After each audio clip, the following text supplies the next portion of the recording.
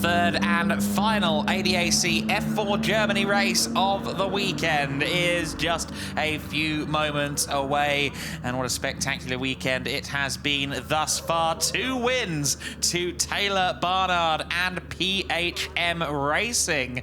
Not something that many people would have bet money on heading into this weekend, but Andrea Kimi Antonelli has had a rather more turbulent time than usual. It's this man, though, on pole position, Rasmus Utsmies, the Finn at the wheel of the Yenza Motorsport car. Of course, the top 8 for this grid in race 3 are reversed from the race 2 results, so Utsmies gaining pole position by virtue of finishing 8th in the previous race. He's joined there on the front row by the American racer from New York, currently racing in British F4 as a full season campaign. That is McLaren Junior Ugo Echuku, and he will be looking to capitalise on that particularly strong starting position. Starting from second on the grid, of course, he is here for the first time in ADAC F4. Rafael Kamara, who's typically in a Prema car, is unfortunately not here this weekend. Still second in the championship as of now, but unfortunately he is recovering from illness at the moment, and we'll hopefully see him back out at the Lausitzring. You see Conrad Larson there in third as well. He won the reverse grid race last time out at Zandvoort. Can he make it 2 from 2 in the race 3s here at the Nürburgring? You see the field heading out on their formation lap now then. Going to be compelling to see how Antonelli and Barnard make their way through the order. Let's take a look at the grid in full.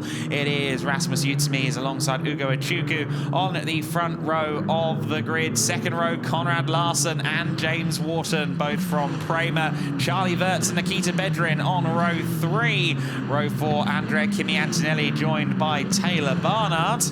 Fifth row of the grid is Nanhavid Biron-Bakdi and Valentin Kloos. There you see them there, Yenza Motorsport and PHM Racing cars respectively. Row 6 of the grid is Michael Sauter of Sauter Engineering and Design, Samir Ben alongside him, and Jonas Reed will round out the order here this weekend in the third and final race. Will there be surprises? Will there be action and entertainment? I'd expect so in a reverse grid ADAC Formula 4 race. And if you have been watching the various categories here at the Nürburgring this weekend, you'll know that we've been expecting the unexpected and usually getting it all weekend long. Andrea Kimi Antonelli, some 86 points clear in the championship coming into this one, courtesy of Kamara's absence. So the Mercedes Junior looking inordinately strong coming out of the Nürburgring, no doubt. Even if he were to non-finish here, he'd still be in a very strong position. But I'm sure that Antonelli will be in contention for a podium, if not a victory. He has won from a reverse grid 4th row before. Taylor Barnard, though, has not done that. He is experiencing many new things. He had his first race win of the season last time, on Saturday, I should say, in race 1 of the weekend. He took the win again today, and let's see if he can make it 3 on the bounce. It will be hard from 8th place, but anything is possible. The cars now making their way to their grid slots for half an hour of racing. Should be just over 20 laps, should we run fairly cleanly. Rasmus Utsmies on the outside of your picture, or I should say on the right side of your picture. He is on pole position. Ugo Echuku alongside him on the front row. Let's see who gets the best start. It looks like a decent start from Utsmies, albeit with a little bit too much wheel spin. Does that give Echuku a chance to go alongside? No, it does not. Conrad Larson with a good start from row 2. He's challenging for second place around the outside. outside of Uchuku, and I think he may have got it. Yes, he has, up into second place. Utsumis continues to lead the way, though. In third place there, I think it might well be Wharton now challenging. Two Prema cars side by side. That is Larson and Wharton. Nikita Bedrin fighting for fifth place with Charlie Wirtz, or indeed Andrea Kimi Antonelli. No doubt about the leader, though. It is Rasmus Utsumis as they go into turn 5 for the first time of asking. Utsumis there in the lead. Larson is in second place. Wharton third. Uchuku down to fourth place. Barnard in fifth and Wirtz in sixth. So it's Barnard up in fifth place. Nikita Bedrin has had a really poor first few corners. He's down to eighth. Nikita Bedrin didn't get the start we expected of him at all. And here comes Taylor Barnard, who is on a roll here this weekend, challenging for fourth place against Ugo Uchuku, and he hasn't quite got it done, or has he? Yes, he has. My apologies, Taylor. You really are on fire, up to fourth place already. That's Valentin Klus there as part of this battle going around the final corner. Nikita Bedrin, the second of the PHM cars, also involved there. So Antonelli stays where he started in seventh place. That's not the kind of progress he was needing to make. Bedrin down to eighth. Not sure what's happening to Nikita. He's usually rather more competitive than this, especially when the field is all bunched together side by side among the Prema cars. That's Uchuku fighting off Charlie Wirtz, I believe. Yes, it is. Uchuku from Wirtz, from Antonelli in that three-car Prema scrap we were just looking at as they exited turn 4. Uchuku won't be too pleased with the fact he's already off the podium places, having started on the front row, but a solid top 5 finish would be great. He's going to have to work really hard, though, to defend from Charlie Wirtz and Andrea Kimi Antonelli. What about Rasmus Utsumis, though? He is still in the lead of this race at this stage. The Finnish driver would be over the moon if he can take a podium here, if he can hold on to his current position. I think he might be the loudest man within an hour radius or so of Cologne. Through the final chicane they go for the second time of asking, and it is Utsumis in the lead. Larson second, Wharton still third. Of course, Wharton will have a vested interest in catching and passing Utsumis for the junior standings, or rather the rookie standings as well. Both of them run in the rookie class, hence they have red numbers on their cars. You see Charlie Wirtz there going to the inside, defending against Andrea Kimi Antonelli. You see a lot of smoke there in the back of shot. Don't worry about that. There's a drifting event happening on the lower part of the Nürburgring circuit this weekend. There is the number 7 car defending Charlie Wirtz. Just holding off Andrea Kimi Antonelli at the moment. Antonelli is doing Uchuku quite a few favours here, because as these two continue to scrap, Uchuku's getting the chance to drive away. A bit of bodywork flew off one of the cars there. I think it may have been from Antonelli's front wing. Certainly a little smidge of contact, and Antonelli trying to find room where there really wasn't much of it, and somehow both of them are still on circuit. Nikita Bedrin is closing in as well. Let's take another look at this. Was there contact between the two of them? Yes, there was. I'm not sure if that bodywork actually came off either car. That might have been left from a previous race.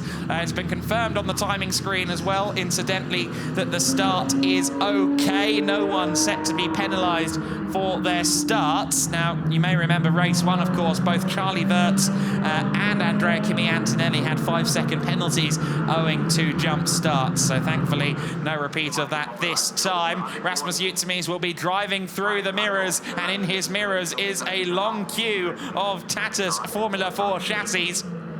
At the moment, he is continuing to lead the way. Here comes Antonelli up the inside at turn 1. Great move from Antonelli. Last of the late breakers stuff, and gave Charlie Wirtz no choice but to grant him the inside for 6th position. So Antonelli finally starting to make inroads. He started 7th. He's now finally up into 6th place. Charlie Wirtz realised what was happening. softened his turning angle to make sure he didn't collide with his Prema teammate. Utsmies continues to head the way. We're not yet 6 minutes into this 30-minute race. It's going to be a long road ahead for Rasmus Utsmies at the head of the order. He's doing a good job of keeping Larson at bay for now. There is Jonas Reed just behind Samir Ben, who had a decent start to get himself up into 10th. Not such a good start for Valentin Klus, who finds himself dead last behind Navid Birobakti at the moment. Valentin Klus, who was the ADAC Kart Masters champion last year, moved into cars with the ADAC F4 meeting at Zandvoort in June.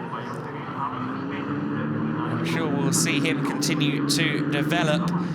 The newly minted car racing driver just turned 15 in June, just ahead of the Zandvoort meeting. Wasted no time to hop into a car in a competitive environment. Utsmies still leading the way then. Out of the Mercedes arena they come. There was 3/10 in it at the start-finish line. It is consistently coming down 10th by 10th by 10th. And Larson is looking ever more like he's in a position where overtaking could be in the immediate future. It's still Wharton there in 3rd place, Barnard in P4. So already our double race winner coming into this 3rd race is on the verge of a podium. You definitely cannot rule out a race victory for Taylor Barnard. There goes Conrad Larson. What a lunge! He dives up the inside, forces Utsmies to take the escape road, the alternative chicane down there at 9 and 10. Someone else, 2-3 cars have done the same thing on this lap. Now, Utsmies has come out well clear of the chasing pack. Now, it's one thing if you're forced off the road and you don't gain an advantage, but clearly the young man has gained a couple of car lengths there. Now, will that be considered fair play because of the lunge from Larson? I don't know, but Larson has been demoted to 3rd place as a result of all of that. James Wharton up into 2nd place. Taylor Barnard right on the back of both of them. It was a mighty brave maneuver from Larson. I think Utsmies could have held on to the outside if he had wanted to. He really didn't try and turn the car in there. Have to see how that is looked into, if it is looked into at all. But Rasmus Utsmies continues to lead the way for now, and you can see just how much further ahead than he was at this point in the lap at 1 minute and a half ago. He's certainly gained an advantage by cutting across the chicane. Taylor Barnard looking likely now behind Conrad Larson, who's been demoted to 3rd place. Ugo Echuku has closed in on Barnard as well. While all the drama has been going on, Ugo Echuku has scythed himself up to this 5-car train for the lead, and Andrea Kimi Antonelli follows not too far behind as well. Echuku would love to be on the podium here at the Nürburgring. The young McLaren junior, who has taken a couple of wins so far this year in the British Formula 4 Championship, the first of which coming at the Brands Hatch Indy circuit. Here comes Barnard up the inside of the number 20. Conrad Larson holds on for the time being. And Barnard has to wait just a couple of corners, though, because here he comes at turn 3. Oh, I thought the nose was going to go for a burden on the PHM racing car for a moment, but thankfully everyone managing to stay tidy there. Car 24 has to fall back behind car number 20. That is the bulletin that has just appeared on my timing screen. Rasmus Utsmies has to fall not just behind James Wharton, but also past Conrad Larson. He has to fall behind Conrad Larson, and in doing so he could lose out to the likes of Barnard and Echuku as well. That is a big shame for Rasmus Utsmies. He's going to fall at least as far back as 3rd place. He could potentially lose more time than that. Such a shame for the race 3 pole sitter, who had a golden opportunity to take a win, to take a podium. And he may well still hold on to a podium, but it's going to be hard work from 3rd place behind Conrad Larson once he falls back behind Larson, as the timing screen is demanding. He's yet to do it, but that is the bulletin on the screen. James Wharton sits there in 2nd position at the moment.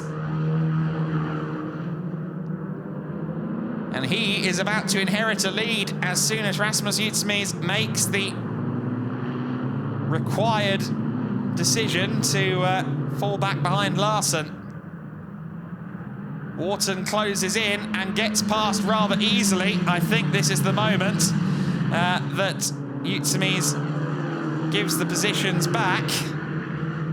Now, does he realise that that's not the right Prema car that's gone past him? Does he realise he also needs to hand over P2? Looking at how attacking he was there through Ravenel and then through Bilstein, I'm not so sure he does know that. Certainly, well, is he slowing down now? Because it's Conrad Larson that he needs to fall behind per the bulletin on the timing screen. Utsmies still in 2nd place, though. James Wharton is into the race lead, of course, the Australian driver, who I'm sure has some friends and relatives watching along at home. I think it's just coming into the early morning over in Australia. Hopefully day is already broken and a few people are watching this race with Monday morning breakfast to cheer on James Wharton.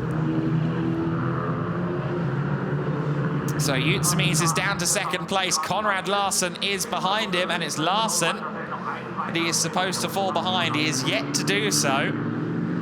Hopefully the team have been clear in the communications with the young man in the 24 car. Up the inside of Michael Sauter has gone Jonas Reed in another of the PHM entries, so he has moved himself up into P9 with that one.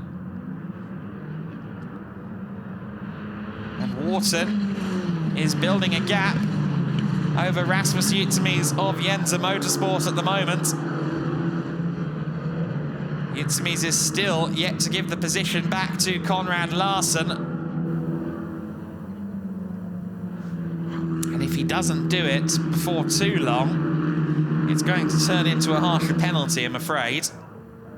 And finally, now he makes the call to do so, and he's done so at quite a good place on the circuit as well. He's unlikely to come under fire from Taylor Barnard here, because Barnard is too far back, so rather well played there from Rasmus Utsmies. Ultimately glad that the message has gotten through, but now Barnard is very close to him, and Barnard lunges for 3rd place there at the final corner, and thankfully both parties made it through unscathed. Taylor Barnard senses his opportunity to move into 3rd place. He takes to the outside line as they run towards the 1st corner. Once again, he's got a nose just ahead, but he's also got the outside. It's going to be tricky to hold on. And sure enough, Utsmies takes the lead, or keeps the lead for just a moment in this battle for 3rd place, but now to the inside goes Taylor Barnard, and Barnard is up into 3rd here now.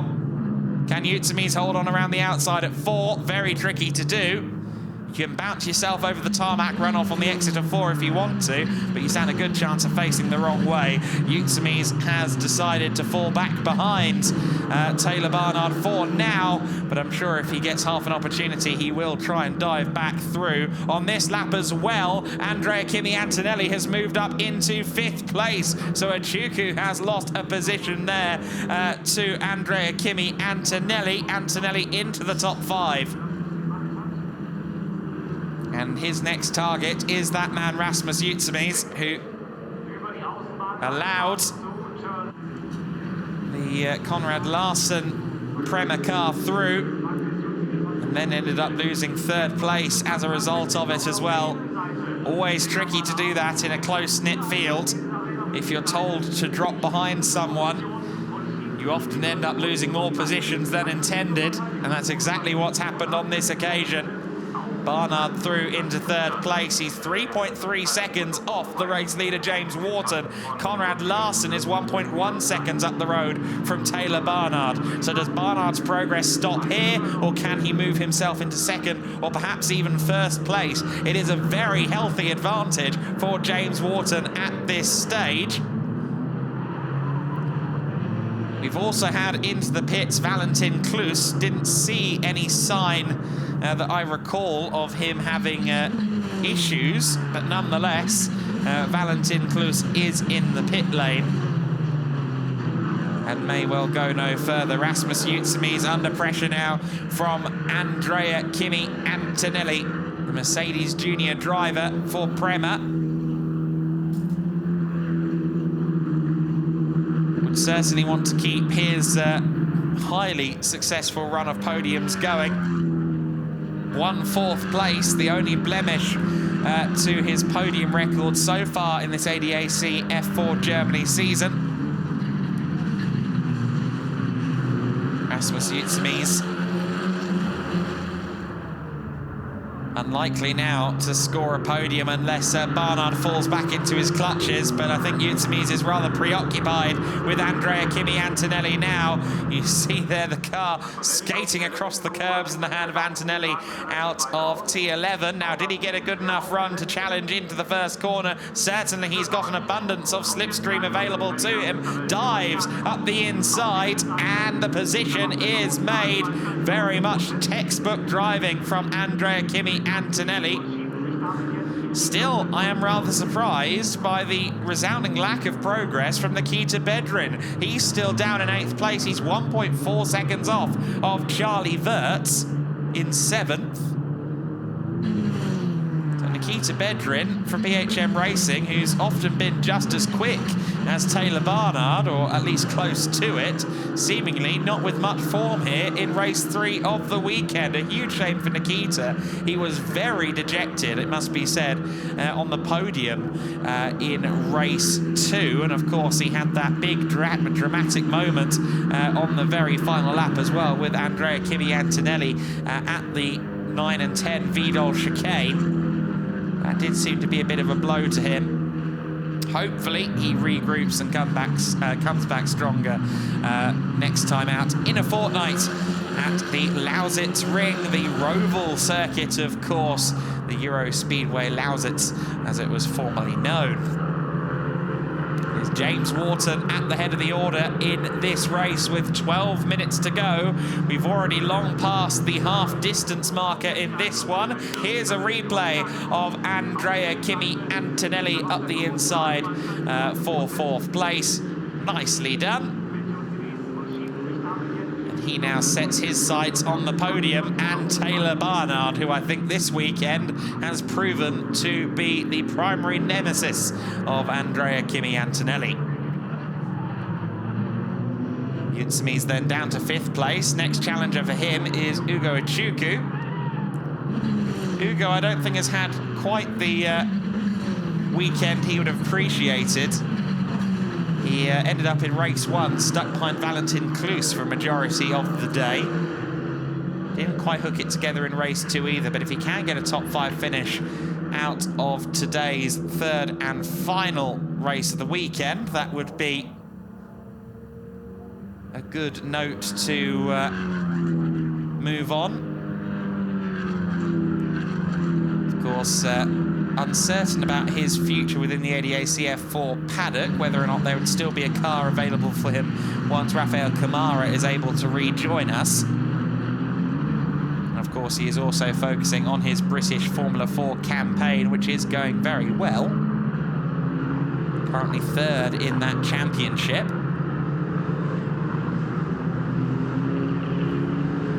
He is once again in the slipstream of Rasmus Utsumi's. And not close enough for a manoeuvre into T1, I don't think. Conrad Larson was a little bit quicker on the last lap than Taylor Barnard, but the fastest car out there on circuit is Andrea Kimi Antonelli, who I think is rather on the hunt here for some podium silverware. He's just on a second back from Taylor Barnard at this stage.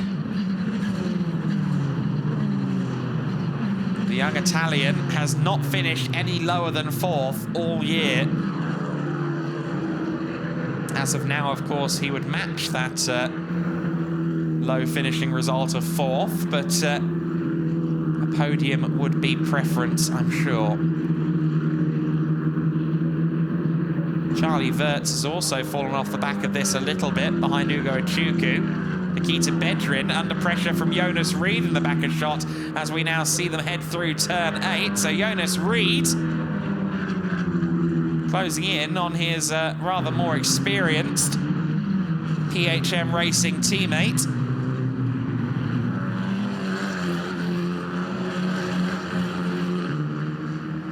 Into the final corner they come with less than 9 minutes left to go, and Jonas Reed has been catching at a rate of knots, as you can see on the graphic there.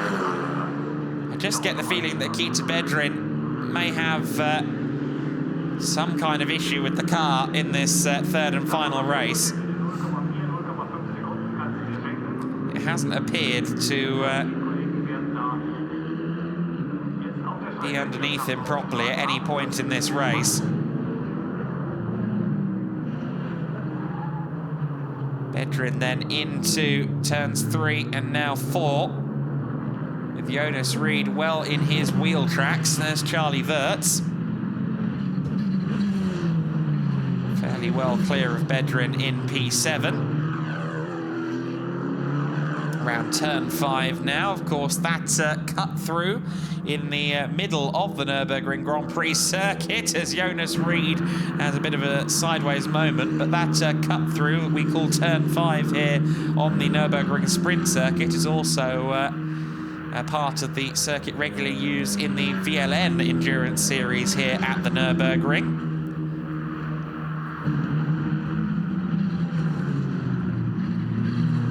The Reed family has a bit of experience around the Nürburgring over the years, particularly in the 24 hours. Very much a sports car family, but Jonas Reed looking to move up into single-seater competition.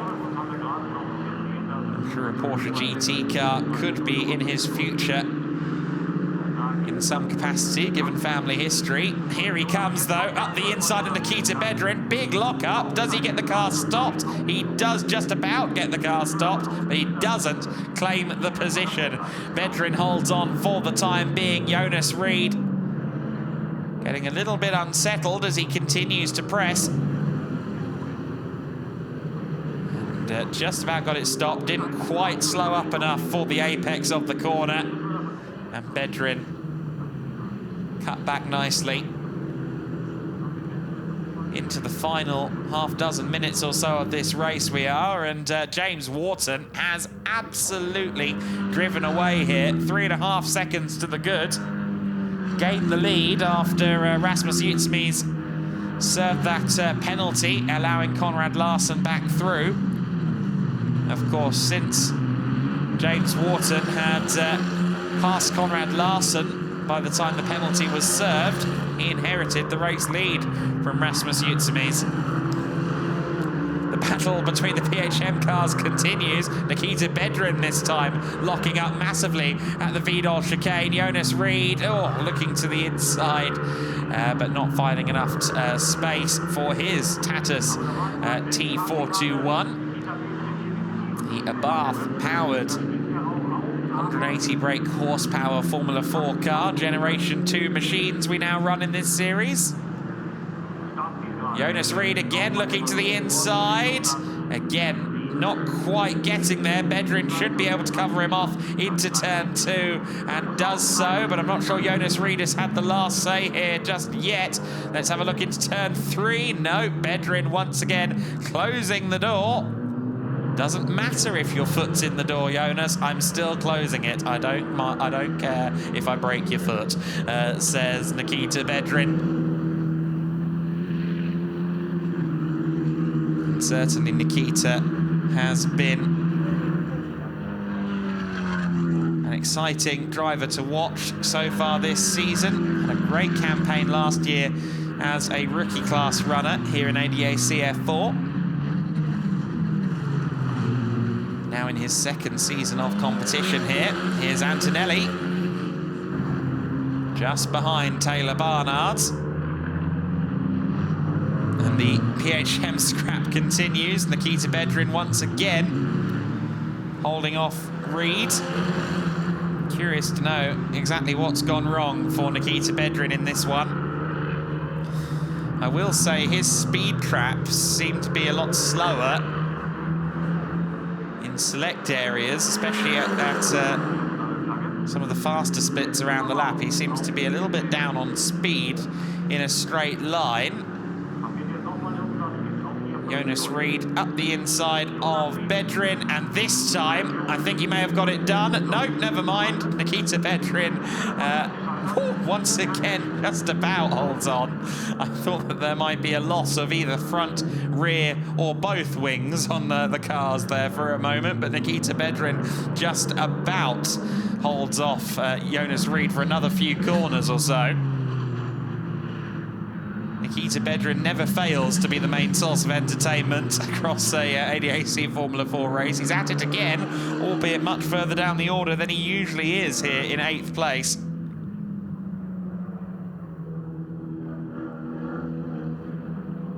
Nikita is going to have to regroup before allows it to ring in a fortnight. And across the chicane has gone Taylor Barnard. Now, how did he end up shortcutting the corner? Was he side by side with Antonelli? No, he wasn't. He was half a second clear of Antonelli just before the corner, so I think he may have just overcooked it there. Taylor Barnard then with the shortcut, but I don't think he gained an advantage on that occasion. Does Antonelli smell blood in the water, though? If it's getting harder to make the corners and harder to get the car stopped, then perhaps Barnard has taken the best out of his tyres, and that would give a great opportunity to Andrea Kimi Antonelli. Barnard looks highly unlikely now to secure a clean sweep of the race wins, with James Wharton some 4 seconds clear of Conrad Larson in second place. Larson himself looks fairly secure in second, although Barnard is still not a million miles away. It's really a matter of just preserving the podium now, I think, for Taylor Barnard. And Antonelli very much like to be the spanner in the works for the PHM Racing driver. We haven't had an all-Prema podium yet this weekend. It's often a recurring sight in Formula 4 competition, a Prema lock of the podium. We haven't seen it yet. Another driver going straight across the chicane that time. I think that might have been Yutsami's, as we look back again at Bedrin and Reed in 8th and 9th.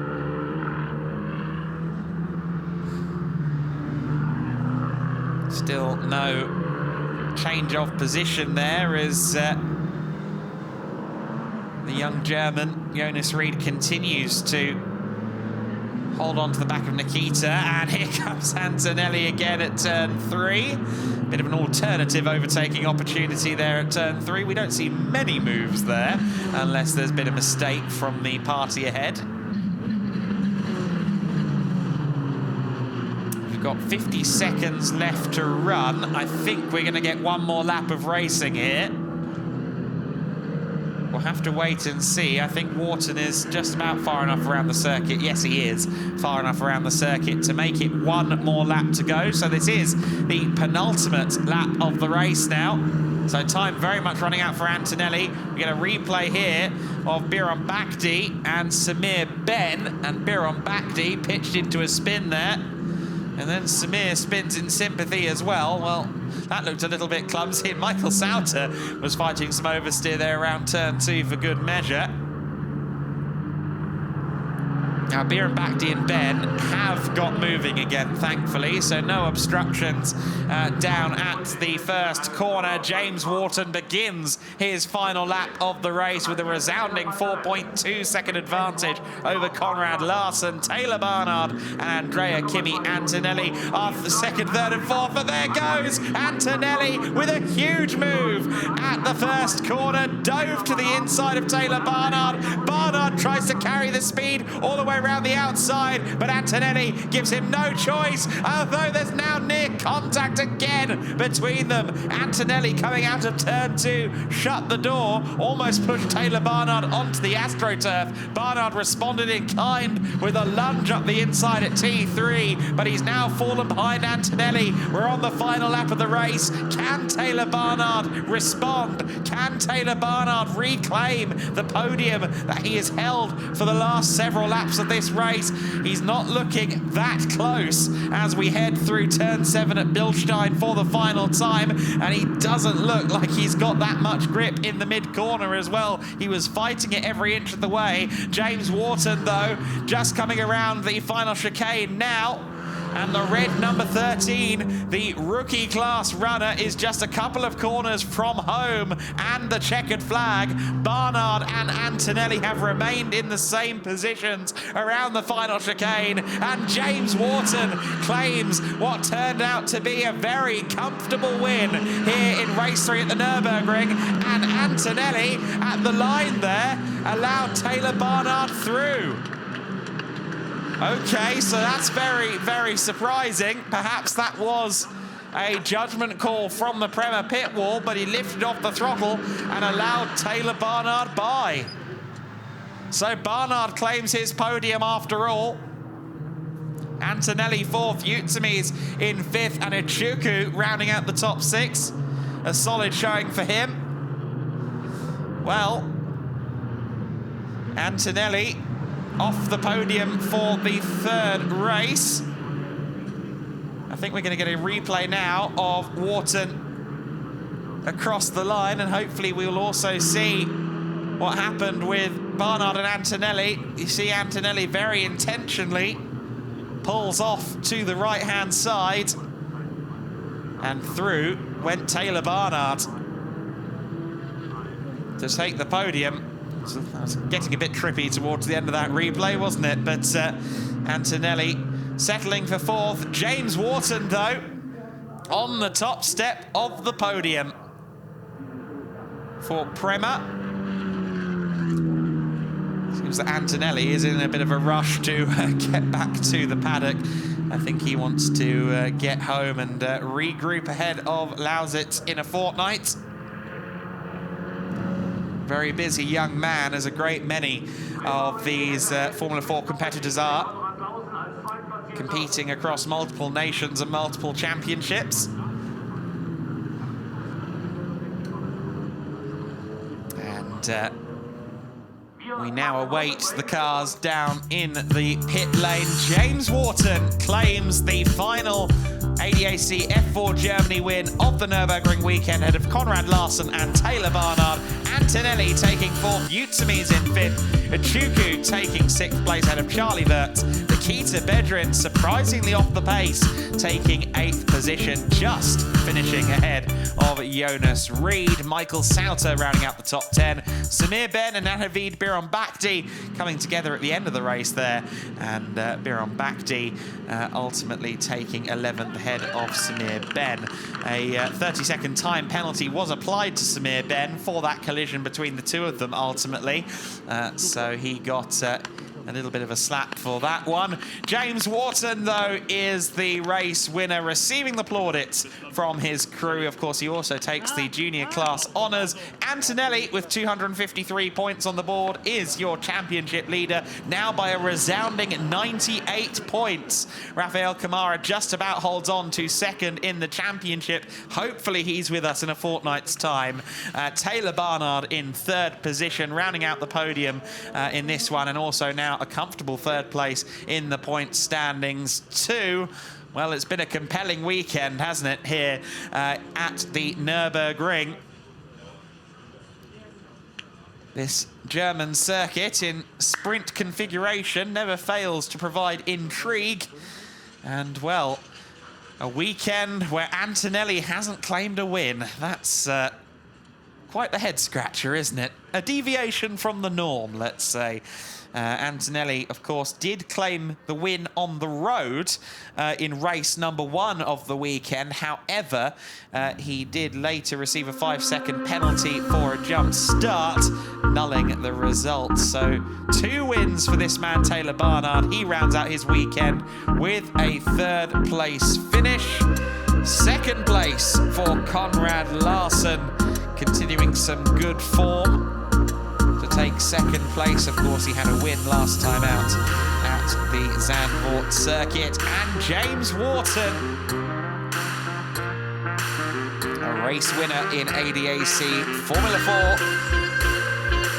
I'm sure he will be a very happy young man. Take a bow, Prema, you've done it again.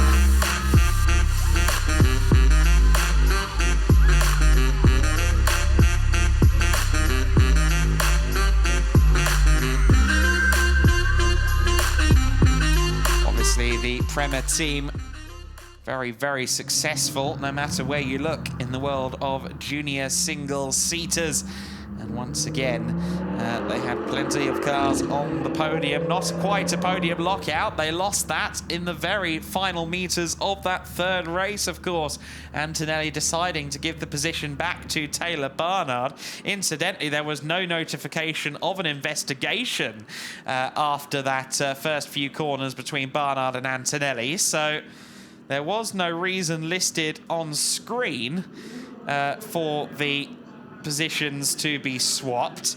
There was notification of investigation between Samir Ben and Anhavid Bakdi, but nothing noted for the Barnard-Antonelli situation. Maybe it was preemptive to make sure an investigation wasn't necessary, but either way, it was a rather bizarre end to that battle for 3rd place between Barnard and Antonelli. Here comes Taylor Barnard then. 3 podiums this weekend, a very successful weekend for the man who now sits 3rd in the championship, Conrad Larson, who will join us next on the podium. He has also had one of his better weekends. He's scored some good points here, some solid points. Of course, he's drawn himself closer to Rafael Kamara as well, owing to the Brazilian racer's absence. But here comes James Wharton, the top step of the podium. Antonelli in discussion with the Prema team. Here comes the Prema representative. We will now hear the Australian national anthem.